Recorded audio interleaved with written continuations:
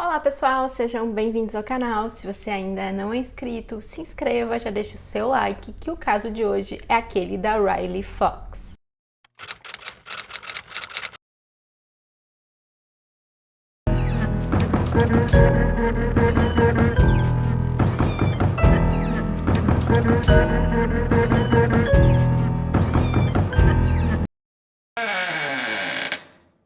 O caso que eu vou contar hoje ocorreu em Wilmington, nos Estados Unidos, em 2004. Melissa e Kevin eram casados e eles se conheceram na época da escola. Quando a Melissa estava com 18 anos e o Kevin 20, eles tiveram o primeiro filho, chamado Tyler. Porém, na época, os dois ainda não eram casados. Eles se casaram 3 anos depois, no ano 2000. Já no ano seguinte, em 2001, eles tiveram o segundo filho, dessa vez uma menina, chamada Riley. E é dito que o Kevin ele tinha uma relação muito especial com a filha, que os dois eram muito próximos. A Riley foi descrita como uma menina muito feliz e inteligente. No dia 5 de junho de 2004, a Melissa ela fez uma viagem para uma cidade que ficava próxima à cidade onde eles moravam, que era Wilmington. E essa outra cidade ficava a cerca de 2 horas de distância. E a Melissa foi até lá para participar de uma caminhada contra o câncer de mama. O pai da Melissa havia perdido a vida por conta de um câncer, e sempre que ela tinha oportunidade de participar de algum evento de conscientização sobre o câncer, ela participava, e dessa vez não foi diferente. Então ela foi até essa outra cidade e ela não costumava passar muito tempo longe dos filhos, principalmente ela não costumava passar a noite longe dos filhos. Porém, dessa vez, apesar dessa cidade ser próxima, ela ia dormir lá nessa outra cidade. Na noite de sábado, então o Kevin ele resolveu ir a um concerto junto com seu cunhado, o irmão da Melissa, e um outro amigo. Então, para isso, ele deixou as crianças na casa da avó materna. E por volta da 1 da manhã, ele foi até a casa da avó para poder buscar as crianças. Então, eles foram todos para a casa da família Fox. Ao chegar em casa, o Kevin ele disse que ele percebeu que a cama das crianças estava sem a roupa de cama. E segundo ele, como ele estava muito cansado, ele ficou com preguiça ali de colocar a roupa de cama, então colocou as crianças para dormir no sofá da sala. Depois disso, ele foi até o quarto do casal e lá ele ficou assistindo TV até que ele dormiu. Já às 8 da manhã, o Tyler ele acordou o pai dizendo que a Riley não estava em casa. O Kevin então começa a procurar a menina por toda a casa e ele percebe que a porta de entrada da casa estava entreaberta. Ele tinha certeza que na noite anterior ele havia trancado a porta, então ele imaginou que a menina tivesse saído. Ele então liga para a polícia. A Melissa é avisada e ela retorna imediatamente para a cidade. Então uma busca pela Riley começa e muitos voluntários participam da busca. E um alerta Amber também é emitido. Eu tenho um vídeo aqui no canal sobre a origem do alerta Amber. Se você ainda não assistiu, eu vou deixar um card no final desse vídeo para esse caso. Mas é basicamente um alerta que é emitido quando alguma criança está desaparecida com suspeita de sequestro. Mas infelizmente, por volta das 15 horas, uma mulher ela encontra o corpo da Riley em um rio que ficava em uma reserva ali na cidade. A menina estava vestindo uma camiseta com flamingos e ela estava nua da cintura para baixo. Ela também tinha uma fita adesiva ao redor de sua boca. Ela havia sido abusada e perdeu a vida por afogamento. A Riley tinha apenas 3 anos de idade. E próximo ao corpo foi encontrado um par de tênis num tamanho adulto. 5 dias depois, foi feita uma cerimônia de despedida para Riley e cerca de 6.000 pessoas estiveram presentes, que é um número bem grande de pessoas, principalmente se você considerar que a cidade que eles moravam tinha cerca de 5.000 habitantes. A polícia então conversa com ambos os pais e eles pedem permissão para poder conversar com o Tyler, que na época estava apenas com 6 anos. E eles concordam, então o Tyler é entrevistado. Porém, todas as perguntas feitas para o Tyler, elas envolviam ali o Kevin, eram voltadas para suspeitas da polícia contra o Kevin. E o Tyler, ele era bastante tímido com pessoas que ele não conhecia, então ele não respondeu ali a muitas perguntas. E as perguntas que ele respondeu, muitas foram só com sim ou não, ou às vezes apenas sinalizando com a cabeça. Então, depois da entrevista, o detetive responsável foi levar o Tyler até a casa da família Fox. E durante o caminho ele aproveitou para fazer mais umas perguntas para o menino. E diferente da entrevista na delegacia, que foi gravada, que havia um vídeo dessa entrevista, as perguntas feitas no carro do detetive não foram gravadas. Então, segundo o detetive, o Tyler teria dito durante esse trajeto que o pai dele, o Kevin, tinha levado a Riley a algum lugar no meio da noite. Ele também teria dito algumas outras coisas que não faziam assim muito sentido, como por exemplo que ele tinha visto o pai usar a secadora de roupa no meio da madrugada. A família então percebe que a polícia estava focando a investigação no Kevin, que ele era o principal suspeito. Então eles aconselham o Kevin a contratar um advogado. Porém, o Kevin se recusa, pois, segundo ele era inocente, então ele não tinha nada a temer. A polícia também havia conseguido imagens da câmera de segurança de um posto de combustível. E nessas imagens era possível ver uma caminhonete na cor azul, por volta das 4 da manhã, abastecendo nesse local. E o Kevin, ele dirigia uma caminhonete azul.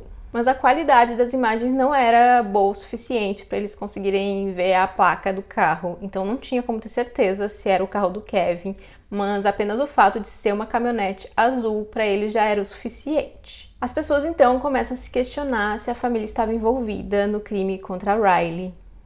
Eles também apontam que a família teria feito uma viagem para Las Vegas pouco tempo depois do crime contra a Riley.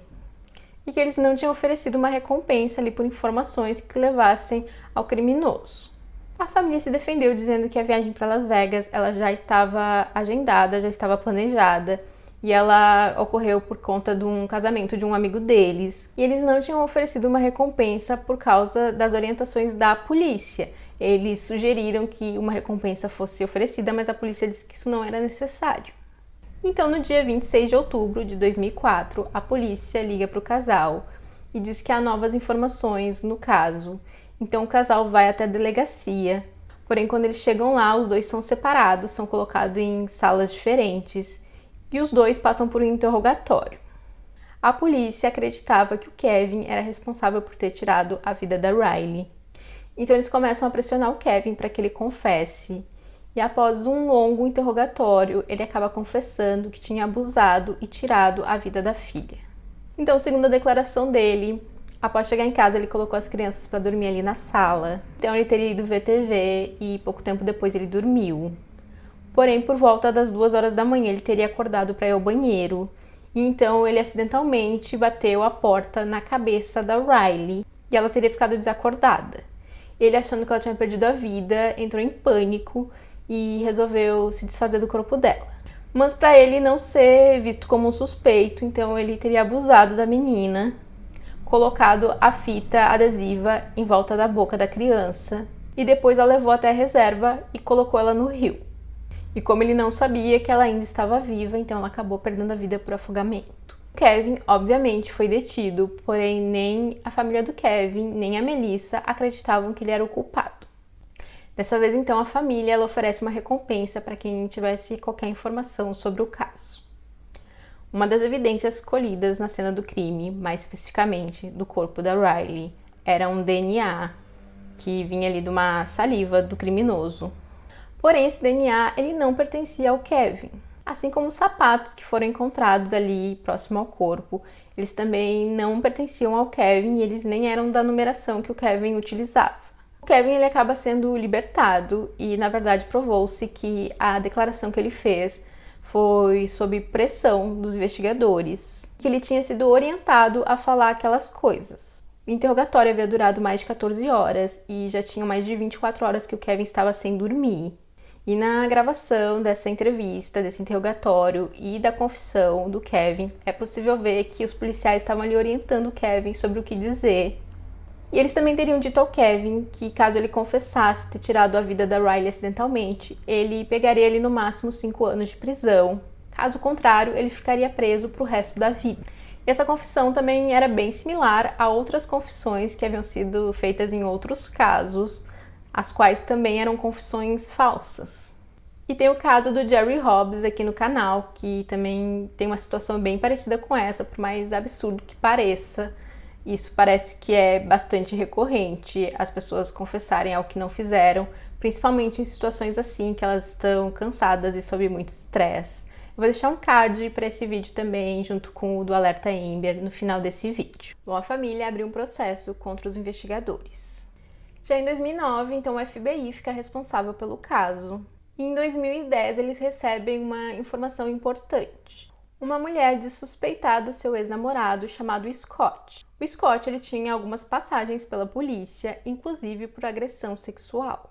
E em 2004 ele estava em liberdade condicional, então ele, com a então namorada dele, estiveram em um parque que foi criado ali em homenagem a Riley.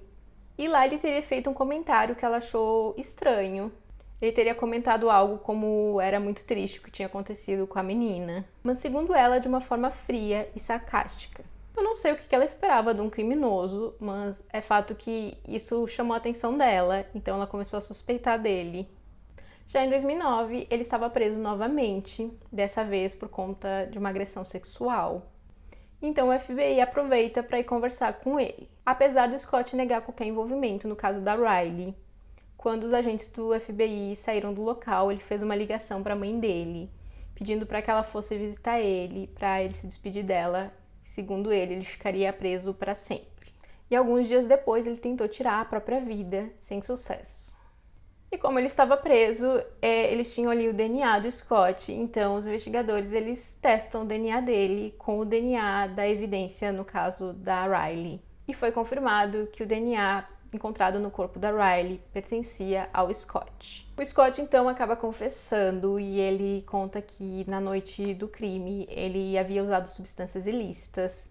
Então ele resolveu que queria ali invadir uma casa e furtar alguns itens. Então ele escolhe uma casa que era de um dos vizinhos ali da família Fox. Ele entra na casa e furta alguns itens. E esse crime havia sido denunciado para a polícia, mas a polícia na época não investigou esse caso, já que eles estavam ocupados investigando o desaparecimento da Riley. Mas em nenhum momento eles pararam para pensar que podia ter uma ligação entre os dois casos. Bom, de qualquer forma, depois, então ele resolveu que ele ia entrar numa outra casa e acaba entrando na casa da família Fox. Segundo ele conseguiu entrar pela porta dos fundos, já que essa estava com um defeito ali na tranca, então ele não teve muita dificuldade de entrar pela porta dos fundos. Ele entrou na casa e percebeu que não tinha nada ali de muito valor. E quando ele já estava se dirigindo até a porta da entrada, que era por onde ele pretendia sair, ele viu as crianças dormindo no sofá da sala e então resolveu levar a Riley com ele. Ele a colocou em seu carro e dirigiu até um banheiro público, onde ele abusou dela. E então um pano que ele estava usando para cobrir o rosto teria caído. Ele a colocou em seu carro e dirigiu até um banheiro público, onde ele a amordaçou e abusou da menina. E então, em um momento, o pano que estava cobrindo o rosto dele teria caído. E ele ficou com medo de, posteriormente, a menina o reconhecer. Então ele dirigiu com ela até a reserva, onde ele tirou a vida dela afogando.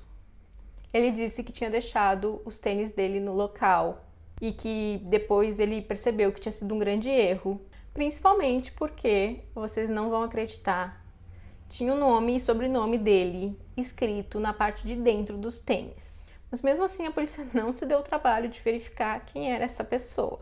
O Scott ele foi acusado pelo sequestro, abuso e por ter tirado a vida da Riley, e ele se declarou culpado e foi sentenciado à prisão perpétua sem direito à liberdade condicional. E a família da Riley acabou se mudando para uma outra cidade.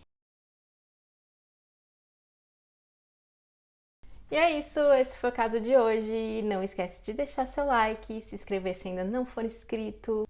Aproveita e compartilha esse vídeo com alguém que você acha que pode gostar desse conteúdo e até o próximo vídeo.